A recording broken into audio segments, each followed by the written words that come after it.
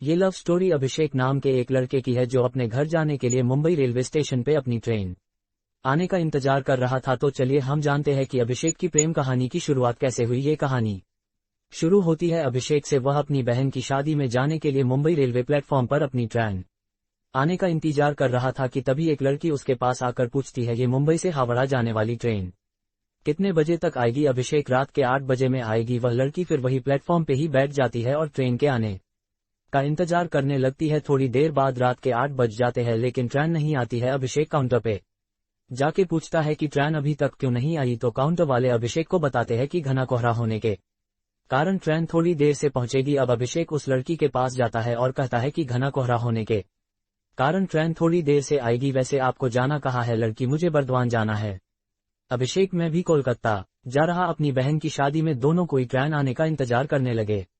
दिसंबर का महीना था और ठंड काफी अधिक थी। अभिषेक ने देखा कि वह लड़की ठंड से खुद को सिकोड़ रही होती है। अभिषेक 2 चाय लेकर उसके पास जाता और कहता है, ठंड थोड़ी ज्यादा है, क्या आप चाय पीना पसंद करोगी? लड़की, थैंक यू। अब दोनों कोई चाय पीने लगते हैं। अभिषेक, मेरा नाम अभिषेक है, वैसे आपका नाम क्या है? लड़की, मेरा नाम अंजलि है। अब रात के 11 बज गए लेकिन ट्रेन नहीं आई। अभिषेक ने अंजलि से कहा कि चलो हम वेटिंग हॉल में जाकर बैठते हैं, यहाँ पे ठंड भी बहुत लग रही है। दोनों कोई हॉल में जाकर बैठ जाते हैं। थोड़ी देर बाद अंजलि सो जाती है। अब अभिषेक की आंखें अंजलि को ही देख रही होती है। अंजलि की गुलाब की पंखुड़ियों जैसी होठों और उसका मासूम से चेहरे को देखकर अभिषेक के दिल में कुछ होने लगा। अभिषेक ने खुद को संभाला और अंजलि की तरफ से अपनी नजरें हटा ली। रात के 2 बजे ट्रेन प्लेटफॉर्म पे आती है। अभिषेक तुरंत जाकर अंजलि को उठाता है और फिर दोनों कोई ट्रेन में जाकर बैठ जाते हैं। अंजलि अभिषेक से पूछती है, आप मुंबई में क्या करते हो? अभिषेक, मैं एक कंपनी में सेल्स मैन की जॉब करता हूँ। और आप क्या करते हो? अंजलि, मैं अभी मुंबई से होटल मैनेजमेंट की पढ़ाई कर रही हूँ। दोनों एक दूसरे से बातें करने लगे और बातों ही बातों में अंजलि ने अभिषेक से पूछा कि क्या आपकी शादी हो गई है? अभिषेक मुस्कुराते हुए कहता है, नहीं, अभी तक तो नहीं हुई। अंजलि, आपकी कोई गर्लफ्रेंड? अभिषेक, नहीं, मेरी कोई गर्लफ्रेंड भी नहीं है, वैसी कोई लड़की मुझे मिली ही नहीं। अंजलि, कैसी लड़की चाहिए आपको, जरा हमें भी बताइए। अभिषेक, बिल्कुल आपकी जैसी। अंजलि, मेरी जैसी ही क्यों? अभिषेक, आप बहुत ही प्यारी और मासूम हो और आपकी ये प्यारी प्यारी बातें मुझे अच्छी लगती है। अंजलि, अच्छा जी, ये बात है, तो चलिए अब हम आपके लिए कोई मासूम ही लड़की ढूंढती हूँ। आप अपना फोन नंबर हमें दे दो ताकि लड़की मिलने के बाद कांटेक्ट हो सके। अभिषेक तुरंत अपना फोन नंबर अंजलि को देता है। थोड़ी देर बाद अंजलि सो जाती है लेकिन अभिषेक को नींद ही नहीं आती है।